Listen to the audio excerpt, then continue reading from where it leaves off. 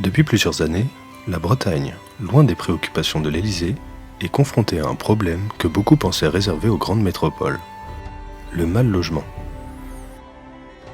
Face à un marché immobilier saturé, familles, étudiants et travailleurs sont contraints de s'éloigner de leur lieu d'activité, perdant inutilement leur temps et leur argent dans des trajets quotidiens de plus en plus longs. Les raisons de ce bouleversement ? L'arrivée croissante de nouveaux habitants, l'explosion des locations saisonnières, notamment via Airbnb, ainsi que la part trop importante des résidences secondaires, inoccupées pendant la majeure partie de l'année. Dans des communes telles que Damgan ou Carnac, les résidences secondaires représentent près de 73% des habitations. Si les causes de cette crise sont bien connues, aucune mesure concrète n'a été prise et la situation ne fait qu'empirer. À Vannes, le prix moyen du mètre carré a grimpé de près de 60% en 6 ans, qu'il s'agisse de logements neufs ou de bien plus anciens.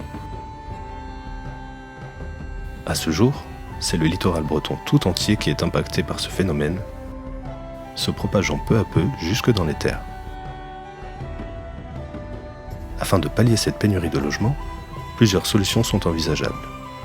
Nous proposons la création d'un statut de résident, l'attribution d'une compétence dédiée au logement pour la région, l'extension du statut de zone sous tension à toute commune bretonne, la création d'un fonds d'investissement régional dédié au logement, ainsi que la limitation du nombre de locations saisonnières.